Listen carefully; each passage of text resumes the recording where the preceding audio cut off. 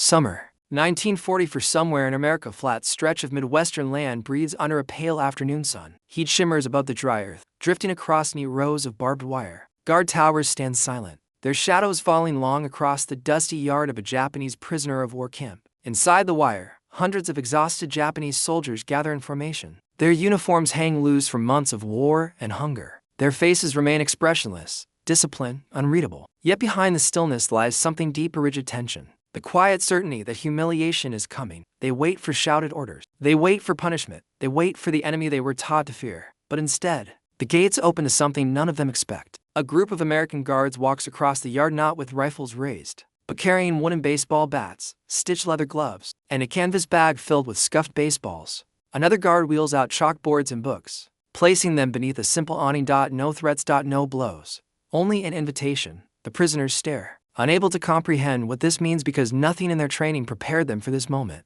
A moment when the enemy might treat them like human beings. And this unexpected kindness is where their long journey truly begins. From no surrender to capture, how Japanese soldiers reached American camps. The road to that quiet Midwestern camp began thousands of miles away, across jungles, coral reefs, and islands drenched in fire. From December 1941 onward, the Pacific War unfolded as one of the most brutal theaters of the Second World War. Japan's early victories, Hong Kong, the Philippines, Malaya, Singapore, created an image of unstoppable momentum. Yet by late 1942, the tide shifted. Battles like Guadalcanal, Buna, and the Solomons marked the steady erosion of Japanese expansion and the rise of American logistical dominance. But these battlefield reversals alone don't explain why Japanese prisoners stood behind American barbed wire in 1944. To understand that, we must return to the code they carried into war. The Imperial Japanese Army trained its soldiers under the doctrine of Bushido, reimagined for modern militarism. Surrender was not simply forbidden, it was shameful, unthinkable, a stain carried for generations. Men were taught that death, even through hopeless last charges or self-destructs with grenades,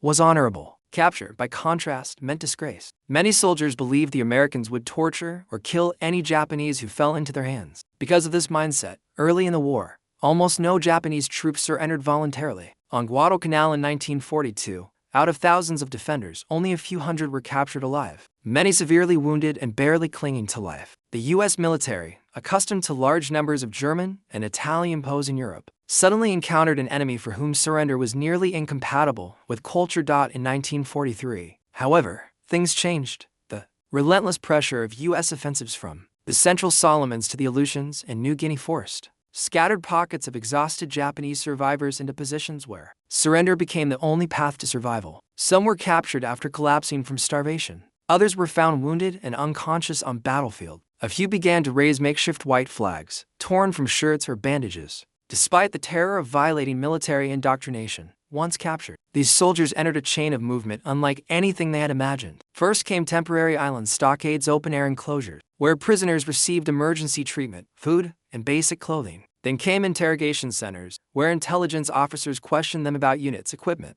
and morale. Many prisoners were astonished to find American interrogators offering cigarette and warm coffee instead of blows. From these forward bases, U.S. planners made a strategic decision. Large numbers of Japanese POWs would be transported to the continental United States. The reasons were practical. Remote inland camps were secure, far from battlefields. American manpower shortages meant POW labor could support agriculture, infrastructure. The Geneva Convention of 1929 required humane treatment and regulated living conditions standards. The U.S. intended to follow closely. Prisoners were loaded onto troop ships, under heavy guard, not as condemned men, but as protected wartime detainees. The Pacific crossing could take weeks. Through small portholes, they watched the vast ocean pass beneath them, an ocean they had once crossed as soldiers of a rising empire, now crossed as captives on the way to an unknown fate. From West Coast ports, they boarded military trains. Steel wheels clattered across deserts, plains, and mountains. Some peered through narrow slits in boxcars, seeing glimpses of cities, farms, and children waving at the passing trains. For many, this was their first sight of America, spacious, unscorched, and strangely peaceful. And as the trains slowed near remote bases and wooden barracks came into view, the prisoners braced themselves again, unsure whether the next chapter would confirm their deepest fears or challenge everything they had been taught. The gates of the American camps awaited them, and within those fences, the war would take on a new and unexpected meaning. America's POW machine, regulation, routine, and the promise of humane the American POW system was not improvised. By the time the first Japanese prisoners arrived on U.S. soil, a vast administrative structure had already been built rooted in military regulation. The Geneva Convention of 1929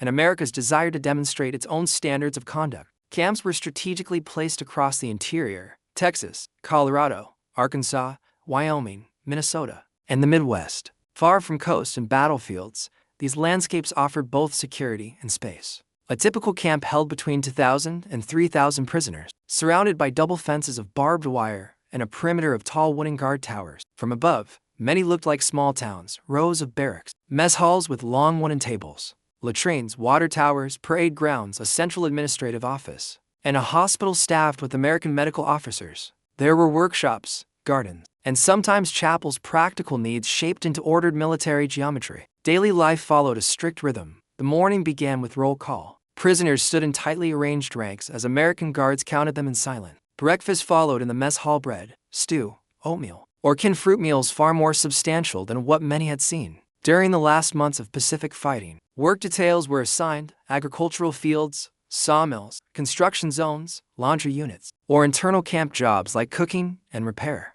Under Geneva rules, enlisted POWs could be required to work, but officers were exempt. Those who worked earned small wages, recorded on paper credits redeemable at the canteen. Mail service surprised many prisoners. Letters from home carefully sent arrived through Switzerland and the Red Cross. The return letters carried their own shock. Prisoners described the Americans feeding them well, treating wounds, and allowing them to study. Some Japanese families, unable to imagine such conditions, believed these descriptions were censorship-induced lies or delusions. Medical care became one of the most startling elements of camp life. Each facility maintained an infirmary stocked with medicines, bandages, surgical tools, X-ray equipment, and American nurses or medics. Diseases like malaria, dysentery, and tuberculosis, common among soldiers captured in the Pacific Islands, were treated with systematic care. The soldiers who had expected torture found instead physicians checking pulses, setting broken bones, and administering vaccines. The contrast with wartime expectations could not have been sharper. Asterisk Red Cross inspectors visited regularly. They counted calories, inspected barracks insulation, checked blankets, reviewed disciplinary logs, and interviewed prisoners privately. The U.S. military, aware the world was watching, kept meticulous records.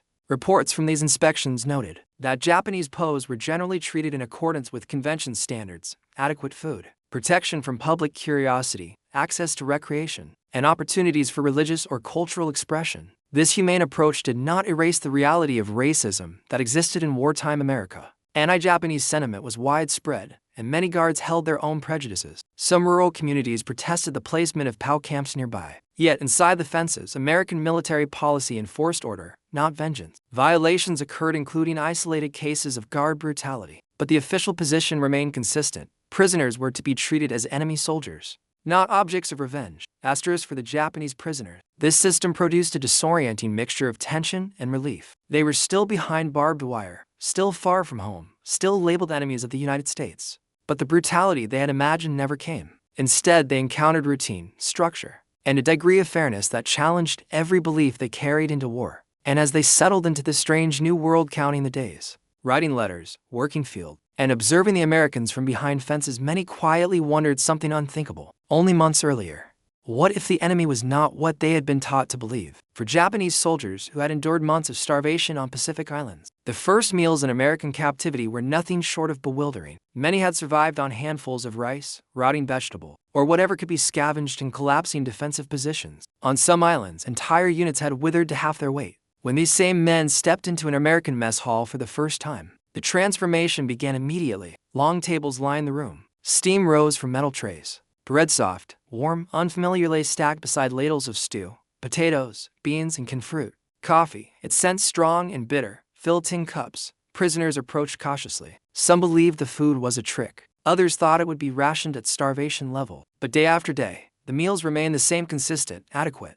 even generous by wartime standards. Many prisoners gained weight within months. Their letters described food without limit, a concept so unimaginable that families in Japan sometimes refused to believe the words were genuine. The shock was emotional as much as physical. These were the Americans they had been told were barbarians, monsters who would mutilate prisoners and revel in cruelty. Yet here they were, providing nourishment to men who had fought fiercely against them only weeks earlier. For the prisoners, the simple act being fed properly did something profound. It softened fear. It cracked open certainty. It introduced, quietly but powerfully, the idea that the enemy might be far more complex than wartime propaganda allowed. And with that small shift, the door to deeper transformation began to open. Medical treatment in American camps was not an afterthought, it was systematic, structured, and often life-saving. Many Japanese POWs arrived in poor condition, malnourished, dehydrated, wounded, or suffering from diseases like malaria and dysentery. They expected neglect. Some expected torture masquerading as care. What they found instead was quiet competence. Camp hospitals functioned much like U.S. Army infirmaries. American doctors and medics examined prisoners with professional detachment. Wounds were cleaned with antiseptics. Infected limbs were treated rather than left to rot. Prisoners were vaccinated against smallpox, treated for hookworm, and given quinine or atabrine for tropical illnesses. Surgeries, appendectomies, amputations, shrapnel removals were performed with the same care given to American troops. This was deeply disorienting. Japanese military doctrine taught that the enemy had no mercy, that surrender meant slow degradation, and that captured soldiers would be treated worse than animals. Yet here, an American doctor pressed a stethoscope to a prisoner's chest not to harm him, but to save him. Nurses adjusted bandages. Medics checked temperatures twice a day. Some prisoners who had been on the brink of death regained full strength. The emotional impact of such assistance cannot be overstated. Even those loyal to imperial ideology felt gratitude, though many buried it quietly. Others interpreted this unexpected compassion as proof that the war's narratives were incomplete, that American, while enemies, were still bound by their own moral codes. And as men healed under the hands of former adversaries, they began to see the world beyond the battlefield for the first time. By 1944, U.S. intelligence officers and psychological experts began introducing a program that would quietly reshape the lives of many Japanese POWs. Education. At first, it consisted of English classes, simple vocabulary, greetings, and grammar taught by military instructors or bilingual mise personnel. But as the war progressed, the curriculum expanded into something more ambitious. Camps set aside rooms for study, chalkboards were mounted, desks were built, prisoners enrolled voluntarily, curious to understand the language they heard daily across the barbed wire. English proficiency grew quickly, driven by discipline and an eagerness to decipher American newspapers, broadcasts, and even entertainment magazines. Then came the deeper layer: lectures about democratic governance, labor rights, individual freedoms, and press systems. Carefully selected films and pamphlets illustrated American life not as propaganda posters, but as glimpses of ordinary citizens working, debating, voting, and raising families. For many prisoners, this was astonishing. Their wartime education had portrayed the United States as morally corrupt, chaotic, and abusive. Yet the materials they now encountered suggested a different reality, one where social mobility existed, debate was permitted, and authority could be questioned without disgrace. Some dismissed these ideas as enemy manipulation, but others, especially younger soldiers and students drafted from universities, absorbed them with intense curiosity. They saw opportunities for growth, reform, and post-war reconstruction in the ideas being presented. In these makeshift classrooms, surrounded by chalk-dusted air and English textbooks, Japanese prisoners encountered a vision of life beyond militarism, and the seeds planted here would grow far beyond the camp fence. Work became one of the most defining aspects of life for Japanese prisoners in America. Under the Geneva Convention, enlisted POWs could be assigned labor so long as it supported non-military needs. The United States, facing manpower shortages as millions of American men served overseas, relied heavily on POW labor, especially in agriculture and forestry. Trucks rolled out from camp gates each morning, carrying prisoners to wheat fields, fruit orchards, logging sites, and canning facilities. Under guard supervision, they harvested crops, repaired irrigation lines, chopped timber, and loaded freight. Some worked in machine shops repairing equipment or in camp workshops producing furniture, tools, and building materials. The wages were small paper credits redeemable at the camp canteen for soap, stationery, candy, or tobacco. But for many prisoners, this compensation represented something far more meaningful: a return to purpose. After months of chaotic defeat and forced surrender, working with their hands restored a sense of identity and control. American farmers often expressed surprise at the Japanese work ethic. Reports described them as disciplined, attentive, and determined to complete tasks efficiently. In some areas, local communities developed cautiously respectful relationships with work crews,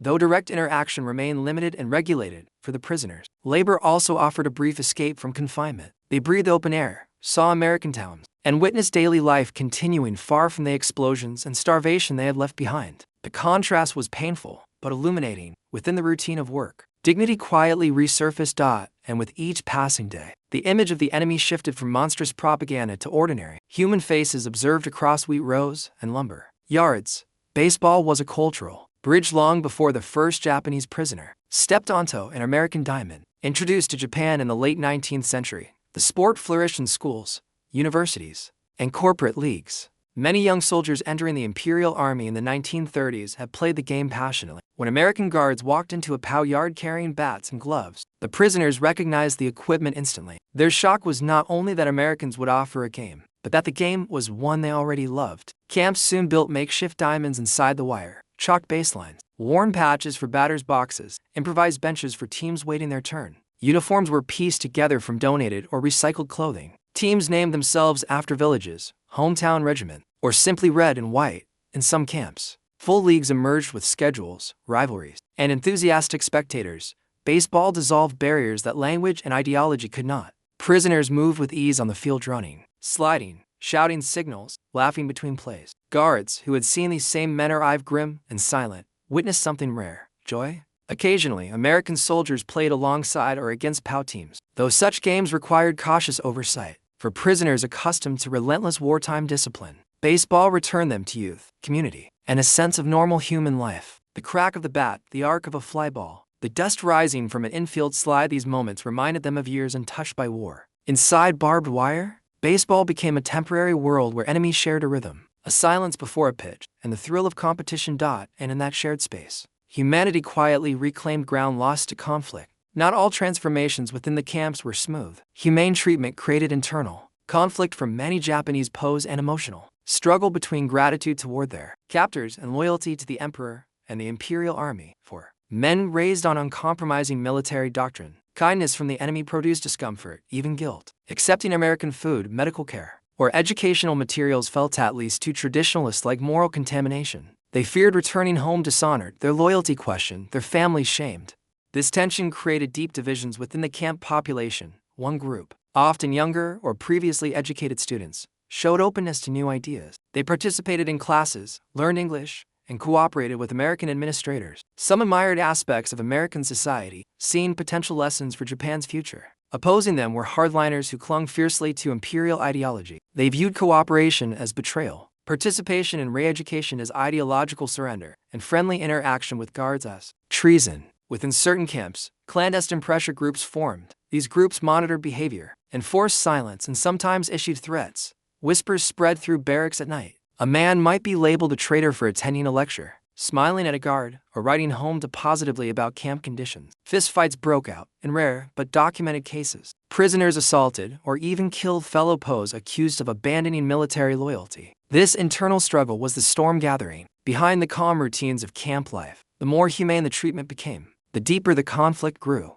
And as news from the Pacific shifted decisively toward American victory, the tension inside the fences tightened, ready to erupt. When the war itself reached its final turning point, by 1944, most Japanese prisoners in American camps had lived behind barbed wire for months, some for nearly 2 years. They had adjusted to routines, worked in fields, filled notebooks with English vocabulary, and played baseball under summer skies. Outwardly, life seemed stable. But beneath that calm surface, a new and invisible conflict was forming. It began with ideas. As American educational programs expanded, a small but growing number of POWs became receptive to discussions about democracy, individual rights, and postwar reconstruction. Many of these men had been students before the war, engineers, teachers, or university scholars swept into military service. Others were simply exhausted by years of fighting and open to any perspective that promised a different future. Over time, these men developed quiet circles within barracks where they discussed reforms for Japan, the failures of militarism, and the possibility of peaceful engagement with America after the war.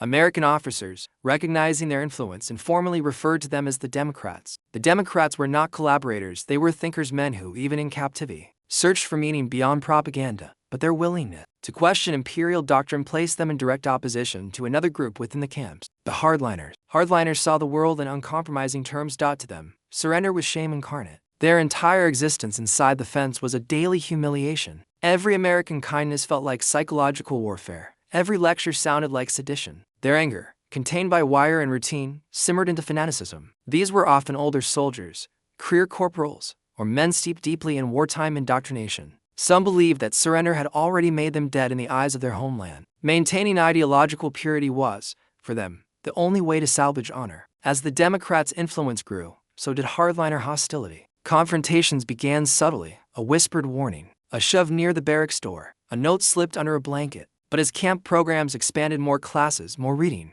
more open discussions, the hardliners interpreted every sign of cooperation as treason. The barbed wire no longer separated only captives from guards, it now divided prisoner from prisoner. By late 1944, several camps reported rising tensions. American guards noticed prisoners avoiding certain barracks at night. Red Cross inspectors recorded complaints about intimidation. Group leaders within the Japanese population asked for increased oversight. Yet most of this internal conflict unfolded in places the Americans could not reach, in the tight spaces of bunk rows and whispered late-night debates. In some camps, secret tribunals formed informal courts where hardliners interrogated those suspected of sympathy toward American ideas. Men were accused of spiritual surrender, a charge far more frightening to some prisoners than physical punishment. Fights broke out after evening roll calls. A few prisoners were beaten severely. There were rare, but documented, murders of men labeled Honichi, or anti-Japanese, often justified by hardliners as protecting the emperor's honor. The Americans, aware of the tension but cautious about interfering in cultural dynamics they barely understood, increased surveillance, separated factions, and moved certain prisoners to other facilities. But the divide only deepened. The Democrats found themselves in an impossible position. They were grateful for humane treatment, aware that they were alive because of American medical care and discipline. Many genuinely wanted to rebuild a better Japan once the war ended. Yet expressing gratitude or curiosity put their safety at risk among their own people. A strange psychological war had taken hold, one defined not by bombs or bullets, but by identity, loyalty, and the struggle to reconcile lived experience with indoctrinated belief. And this quiet internal conflict reached its peak as rumors filtered through barbed wire. News of island after island falling to American forces, of Japan shrinking supply lines, and of cities being consumed by fire from the sky. The war outside was accelerating toward its final, catastrophic chapters, and soon, its end would collide directly with the fractured world inside the fence. August 1945. The war that had reshaped the Pacific and the lives of every man behind American barbed wire was nearing its final shock. For weeks, rumors flowed through the camps, whispers of bombing raids that turned entire cities into firestorms, talk of a new and terrifying weapon unleashed on Hiroshima, uncertainty about the government's fate. None of it felt real. The prisoners had lived so long in a controlled world that news arrived in fragments, filtered through guards, Red Cross updates, and the anxious intuition of men who sensed their nation was collapsing. Then came the morning when speculation ended. Prisoners were ordered to assemble on the parade ground. Rows formed silently. The air trembled with anticipation. American officers stood at the front, somber, not triumphant. Many guards avoided eye contact. Something in their posture hinted at the weight of the announcement they were about to deliver. When the officer began reading the emperor's statement translated into solemn, steady English, the prisoners stood rigid. The words washed across them like a cold wind. Japan had accepted the terms of surrender. The war was over. For a moment, nothing moved. Men who had survived years of indoctrination, battle, starvation, and the shame of capture now faced the unthinkable. Their homeland had been defeated. Some gasped softly, others stared at the ground. A few collapsed where they stood, knees buckling under the combined weight of relief and devastation. Tears flowed in silence. No shouts, no speeches. Only the raw stillness of a moment vast to process. For hardliners, the news was unbearable. Their entire identity rooted in loyalty, sacrifice, and the belief that Japan would fight to the last man shattered instantly. Some retreated into isolation, refusing meals, refusing conversation, refusing to believe that the emperor's voice had truly called for peace. For the Democrats, the shock came with a different emotion, sorrow for the devastation at home, but also cautious hope. They had imagined a post-war Japan rebuilt on new principle, yet they knew the destruction awaiting them would be far greater than anything they had discussed. In camp classrooms, American guards stood quietly as the prisoners absorbed the announcement. There was no celebration on the U.S. side either. Many guards understood that the men before them had lost not only a war, but a worldview. The moment required dignity, not victory. As the prisoners dispersed, small groups formed across the yard. Some men prayed, others embraced. A few sat alone, staring through the barbed wire at a sky that suddenly felt foreign. Yet amid this grief, another realization began to rise slowly, quietly. They had survived, not because of luck, but because the enemy they feared most had treated them with restraint, discipline, and often surprising kindness. The food that restored them, the surgeries that saved their limbs, the classes that broadened their perspectives, the baseball games that returned their humanity. All of these experiences now stood in stark contrast to the violent end of the war they once believed would bring glory. As days passed, more details reached the camps, the extent of the atomic devastation, The firebombing of Tokyo, the emperor's direct address to the Japanese people. Each piece of information hit prisoners with renewed force. Some wept openly for their families. Some feared returning home dishonored. Some began to accept that the world awaiting them would be entirely unlike the one they left. But amidst this emotional storm, one truth remained steady. The Americans had not treated them as monsters. They had treated them as men. And for many, this memory, unexpected, disorienting, profoundly human, became the lens through which they would understand both defeat and the future. The war inside the fence was over. Now came the reckoning with everything they had seen, everything they had learned, and everything they would carry back to a Japan forever changed. The surrender did not open the gates immediately. For Japanese POWs in the United States, repatriation was a process slow, structured, and emotionally complex. Throughout late 1945 and into 1946, thousands of prisoners waited in camps that suddenly felt suspended between two worlds. The war that had ended, and the home they were preparing to return to, a home they barely recognized. Through fragmented reports, the U.S. military organized departures in waves. Prisoners were medically examined, vaccinated, issued clothing, and registered for transport. Each man carried a small packet of papers documenting his time in captivity. Some held English notebooks filled with vocabulary. Others carried baseball scorecards, sketches of camp life, or carefully folded letters. These keepsakes, humble as they were, represented experiences that would shape their return far more deeply than the rations or wages they earned. When trucks finally rolled toward American Port Seattle, San Francisco, New Orleans, prisoners stared quietly through the slatted wooden sides. They passed fields they had harvested, towns whose lights they had glimpsed during work details, and landscapes that had become strangely familiar. For many, America no longer resembled the enemy nation described in wartime indoctrination. It was instead the place where they had rediscovered routine, structure, and often kindness. At the ports, the sight of the ships triggered a new wave of emotion. Some prisoners trembled at the thought of returning to families they had failed by surrendering. Others feared interrogation, judgment, or ostracism. A few felt genuine hope, believing that Japan, devastated but liberated from militarism, might rebuild on foundations they had glimpsed inside U.S. camps. The Pacific crossing took weeks. On deck, conversations shifted between fear and anticipation. Prisoners spoke of cities rumored to be burned to cinders, of shortages, of political upheaval. Many wondered whether their camp education lessons on democracy, labor rights, and individual freedoms would matter in the ruins of post-war Japan. Yet these ideas stayed with them. They had seen another society functioning without absolute obedience or rigid hierarchy. They had seen guards who followed rules not out of terror but out of discipline. They had seen doctors treat enemy soldiers with dignity. When the ships approached Japan, the coastline appeared scarred. Smoke still rose from industrial ruins. Harbors were clogged with debris. Entire districts lay in flattened grids where neighborhoods had once been. As POWs disembarked, the contrast with American abundance was overwhelming. They had left a land of full mess halls, working farms, and orderly streets. They returned to a homeland struggling with hunger, homelessness, and the psychological trauma of total defeat. Families who expected their sons to be dead wept openly. Others held them at arm's length, unsure how to reconcile survival with cultural expectations. Some returned home to empty lots where their houses had stood, or to relatives displaced across the countryside. Yet gradually, these former prisoners began reintegrating. Those who had studied English found jobs as interpreters, teachers, or clerks in early occupation institutions. Some became community leaders advocating for local reforms. Others quietly carried forward the lessons of the camp: fairness, discipline, dignity, and the belief that rebuilding required new ways of thinking. Many of these men would later speak, sometimes decades later, of their surprise at how they were treated in captivity. One phrase echoed across memoirs and interviews: "They treated us like humans." And as post-war Japan began its long transformation, the memories these men carried home became part of a broader story: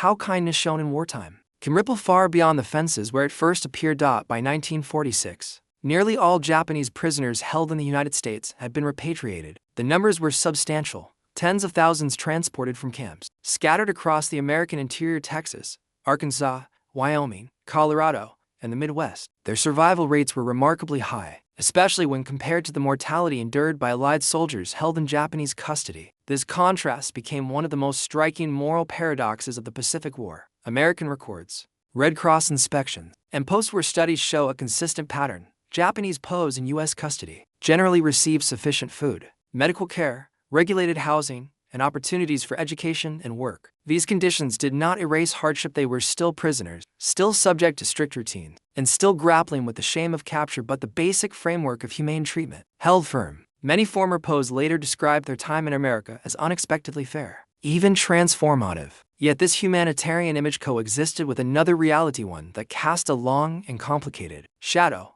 while Japanese soldiers received Geneva Standard treatment. More than 100,000 Japanese Americans, most of them citizens, were incarcerated in war relocation authority camps without due process. Entire families were uprooted, relocated, and held behind fences. Not because of battlefield surrender, but because of wartime fear, suspicion, and racial prejudice. These civilians, unlike Poe's, had committed no crime. Their confinement represented a profound contradiction at the heart of American wartime policy. Even within these Japanese American camps, baseball diamonds, schools, and recreational areas existed, but the context was fundamentally different. Poe's were enemy combatants protected under international law. Japanese Americans were citizens whose rights had been suspended by their own government. The humane treatment extended to enemy soldiers could not erase the injustice inflicted upon loyal civilians. This paradox shaped how historians later evaluated America's wartime morality. On one hand, the United States upheld the Geneva Convention, maintained disciplined treatment of Poe's, and in many cases went beyond minimum requirements.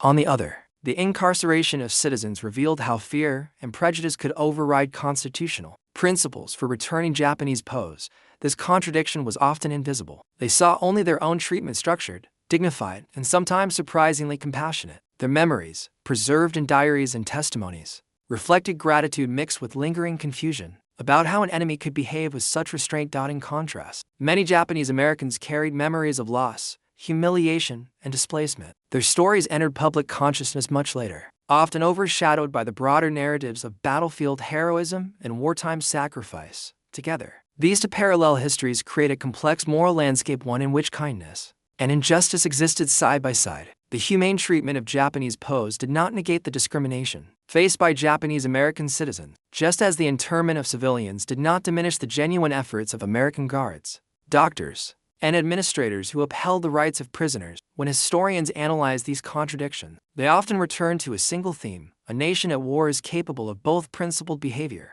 and profound error. The story of Japanese Poe's in America is not a simple tale of morality triumphing over conflict. It is a layered account revealing how institutions, individuals, and ideologies interact during the pressures of global war. The kindness shown to prisoners mattered deeply, so deeply that former Poe's carried those memories into the rebuilding of post-war Japan. But the shadow of internment reminds us that even nations striving for justice can fall short of their ideals. As the last repatriation ships left American shores, a complicated legacy remained. Inside those memories of food line, classrooms, baseball fields, and barbed wire lay a truth difficult to categorize. A country can treat its enemies humanely and still struggle to treat its own people with equal fairness. History often records wars through battles, strategies, and destruction. But sometimes, the most enduring legacies are the quiet, human moments that unfold far from the front lines. The story of Japanese prisoners in American camps revealed one of those moments, an unexpected chapter in a conflict defined by brutality and uncompromising ideology. For men taught that surrender meant dishonor and torture, the simple experience of being fed, healed, and allowed to study challenged everything they believed about the enemy. It did not erase the war, nor soften the grief of defeat, but it reshaped their understanding of humanity at a time when hatred seemed absolute. The kindness they encountered was not sentimental. It was structured, deliberate, anchored in law and military discipline. Yet even disciplined kindness has emotional weight. Experiences followed them home, into burned cities, into uncertain futures, into a Japan preparing to rebuild its identity from the ruins. Some became teachers, translating their camp experiences into lessons about fairness and responsibility. Others carried quieter memory, speaking of American guards who treated them with dignity, or doctors who saved their lives. These recollections formed subtle bridges between two nations that would, in the decades ahead, move from bitter enemies to close allies. But the story is not without complication. The same nation that upheld humane standards for enemy combatants also incarcerated its own citizens of Japanese ancestry. This duality reminds us that wartime morality is neither straightforward nor uniform. Compassion can coexist with injustice. Principles can be upheld in one place and compromised in another. Still, within this complexity lies a lasting truth. Treating an enemy with humanity does not weaken a nation. It strengthens the legacy it leaves behind. Kindness, even when bounded by wire and war, has the power to outlive conflict, shape memories, and influence the rebuilding of societies. As the decades pass, one image remains: a baseball rising above a dusty camp yard, a small arc of freedom traced through the summer air. The war has ended, the fences are gone, yet in the memories of those who lived behind them, one sentence endures: they treated us like humans.